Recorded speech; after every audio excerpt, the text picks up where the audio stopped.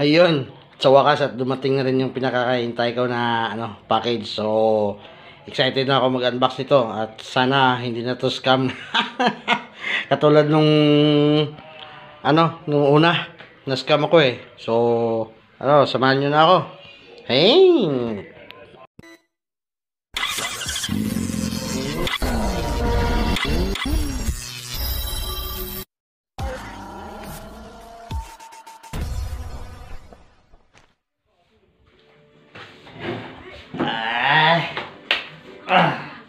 Hello, what's up again mga katots? It's me again, Totski, and welcome to my channel. So, ngayong araw na to, tayo mga katots, mag-unbox tayo. So, binuksan ko na doon sa yung package kanina, so, andito na. Mag-unbox tayo ngayon ng isang LazyTech Action Pro sports camera. Yan. Parang hindi pa alam Ayan. So bali ano ito ito yung laman kanina ng package. Ito yung ng action cam. Tapos meron pang mga katots. Libreng suction cup. At saka mini tripod. Diyan lang yan. Ito ang importante mga katot. So samahan niya ako. Yeah! So ito na po yung mga katot. Kung mababasa nyo, Action Pro LazyTech 4K 30 frames per seconds na action camera. Yung dip niya is 40 meters, waterproof dip. Yun. Kakaiba doon sa iba. Yung 30 meters lang, ito 40 meters. Ito na po siya. Bali yung available na colors niya ng family colors niya is black, red, white at saka blue. So bali ito is color black. Color black pala ito mga katots. Buksan natin.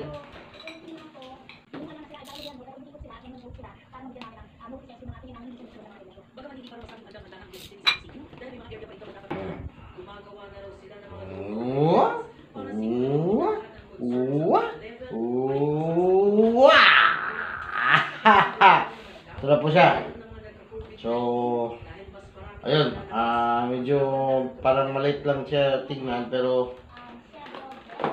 pala. So, ito po yung action camera niya mga katots. Yan, dito na po yung niya, yung tawag nito, waterproof casing niya. Yun, kung makikita nyo. Maganda naman yung niya. Tapos tsaka parang medyo maliit lang siya kaysa sa iba. Yun. So ito isang box. Alam naman natin na ang laman nito is yung mga common accessories na nakasama sa isang box ng action camera pag tuwing bumibili tayo ng mga action camera kahit na anong brand po. So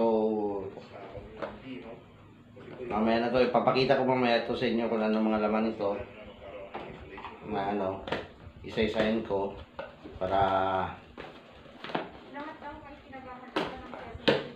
kita nyo yung mga common accessories po na kasama.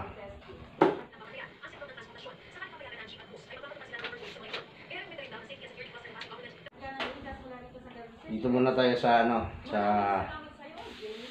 camera niya. So ito po yung camera case niya. Ayun. Matibay naman.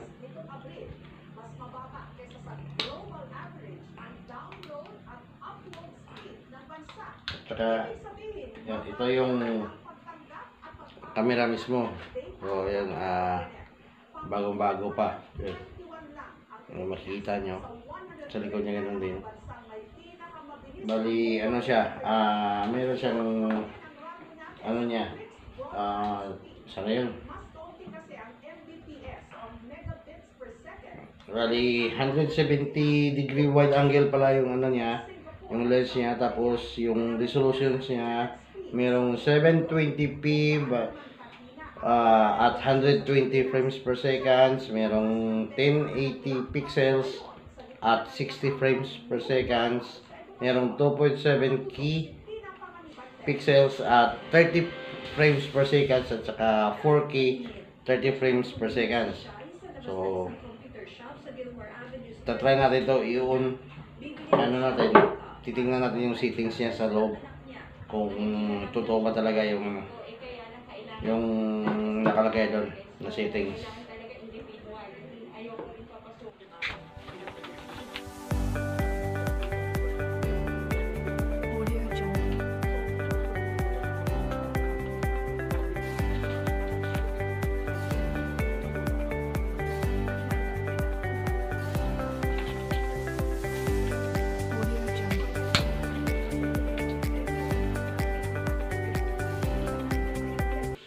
So, yun. Ito na po.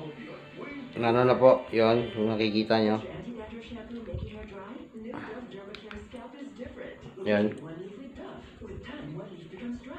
Kung makikita nyo po, yan. So, pupunta natin sa settings niya.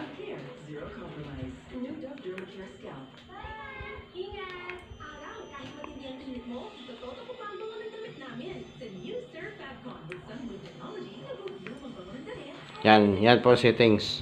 So, pag ano, okay. Yung video resolution niya, kanina, naka, ano siya, titingnan natin.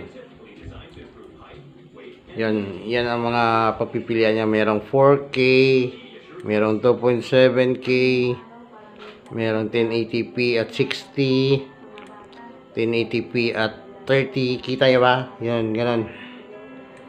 720p at 120. Meron ding 720p at 60. Meron ding 720p at 30. Yan ang mga settings na pagpipilian po sa mga videos po.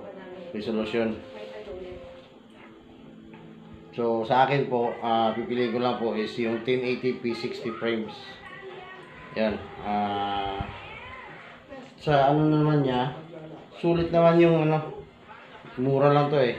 So, ano siya, best pang ano, budget friendly po para sa mga